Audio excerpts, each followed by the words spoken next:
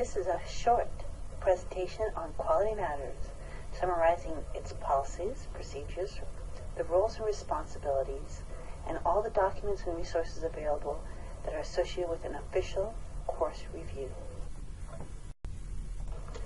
Quality Matters puts a course through a peer review process providing feedback. The process is continuous so that the course meets the standards, centered providing quality and student learning, collegial so that it is faculty-driven, and collaborative that there are 3 members in the team. There are 4 types of reviews. There are official course reviews, which are both QM managed or subscriber managed reviews. There are internal reviews and there are self-reviews, and a course can go through a recertification process too. A QM managed review is done through the QM staff and is done through, and they are the ones that have financial and administrative responsibility for the review and appoints the QM chair. A subscriber managed review instead is done through the institution, and the institution is the one that puts together a QM coordinator that manages the administrative roles, selects the chair, and has all financial responsibility. Both these reviews can receive the official Quality Matters certification. Versus internal review and a self-review are unofficial course reviews that go through the process themselves internally and try to see if they will meet the standards before they go through an official course review. A course recertification is just that.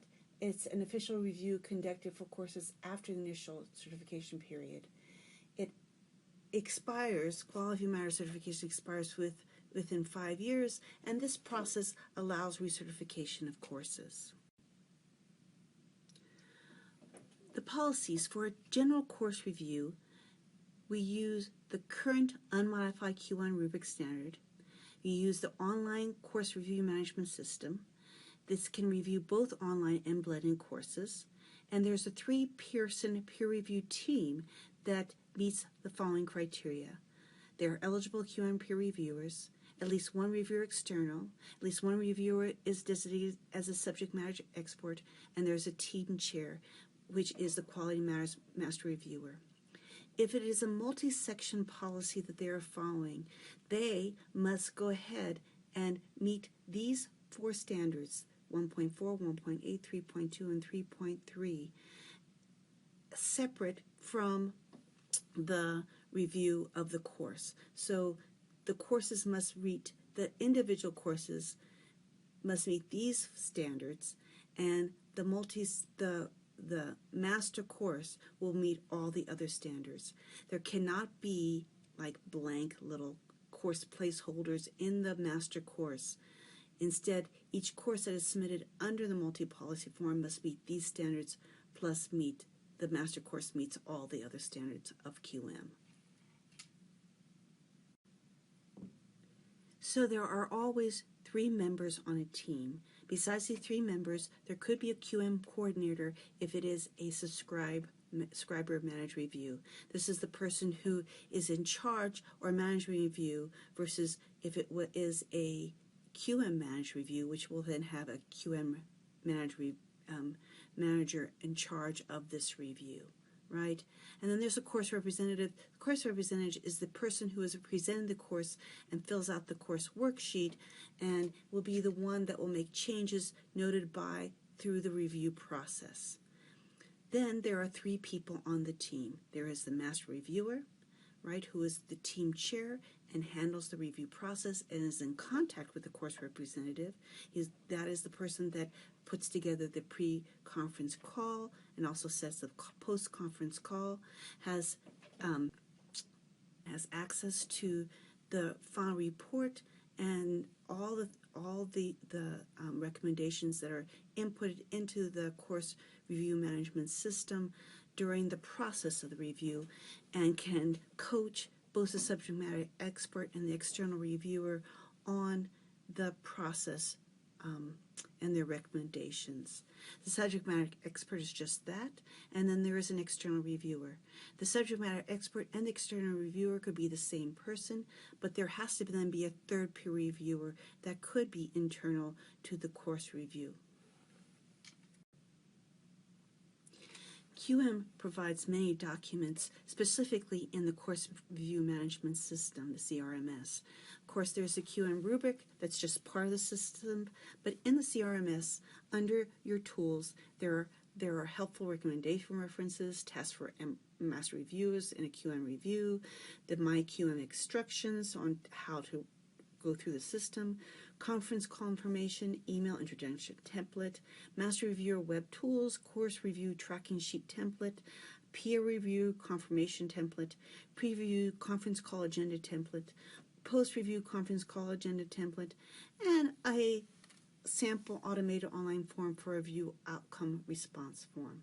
Besides this, there are resources. There's a self-review tutorial under the resources, master review forums, which will be available after we complete our master review course. There's also policy and procedures. The multi-section policy is there. The principles of quality matters is there. The course review glossary, course format chart, and course review policy and processes are all part of the documents and resources available through Quality Matters. The rubric is really important, and this is a great diagram to tell you what's in the rubric. Realize there are 43 standards. Of those, you have 21 essential standards. Those essential standards are the standards that must be met for the course to meet Quality Matters certifications. Then there are very important standards and then important standards. In order to get a MET designation, you do have to get through 84 points, right? So this pretty much shows you the 8 various standards that there are. There are 8 separate designations, there are 8 general standards, and then how many essential, very important standards are in the rubric. So how do you get the MEET standard? An 85% on each of the different standards meets that standard.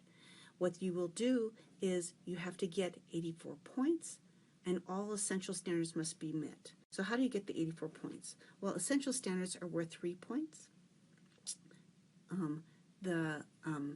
21 of those, right? So there's possible 68 points there. The very important standards are worth 2 points. There are 20 standards there and 28 points possible, 14 standards there and 28 points possible. And the important are worth 1 point with 8 possible points and 8 in the rubric. So possibility of 99 points to get a MEET standard, and to satisfy all, you have to get at least 84 99 points. So for standards that are not met, what the reviewers do is write a helpful recommendation. What this helpful recommendation does is refer to the standard, the annotation of the standard, which is provided in the rubric. That is what is used to give a helpful recommendation. Then going to the course, find the evidence that shows that annotation is done, and then writing a helpful recommendation that is constructive, specific, measurable, sensitive, and balanced. If this isn't done, then the master reviewer's role is to provide helpful coaching. So what they're supposed to do is what ways the recommendation could be improved and offer solutions that would improve that recommendation. What coaching that the recommendation should be specific, that the coaching describes an observable change that is measurable. The coaching uses sensitive language so it remains collegial through the process, and points out areas for improvement, but also areas that are showing strength, so it's balance. Right? All this brings us back to our whole process, right, of... So this brings us full circle. The Quality Matters rubric and processes are continuous, centered, collegial, and collaborative.